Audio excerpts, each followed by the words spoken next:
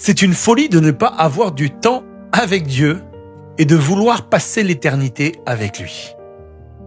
On veut le ciel un jour, mais on n'a pas le temps aujourd'hui.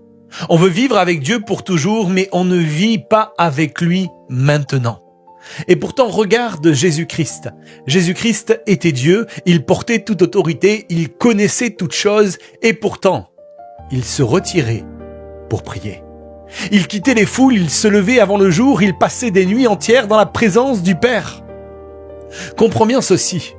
La puissance publique de Jésus était le fruit de son intimité secrète. Les miracles étaient visibles, mais la communion était invisible. L'autorité était visible, mais la dépendance était invisible. La foule voyait les guérisons, mais le ciel voyait les genoux pliés. C'est comme un iceberg. Ce que tu vois au-dessus de l'eau est impressionnant. Mais la partie la plus massive, la plus stable, la plus déterminante est sous la surface. Car dans le royaume, l'invisible soutient le visible. Ce que tu bâtis en secret porte ce que tu manifesteras en public. Beaucoup veulent l'onction, mais peu veulent la solitude.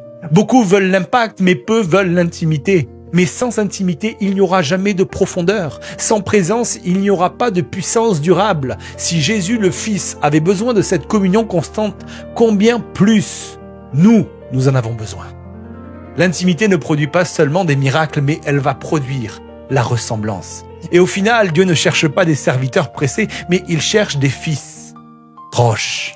Ce que tu montres ne définit pas ton impact, mais ce que tu cultives en secret le définit.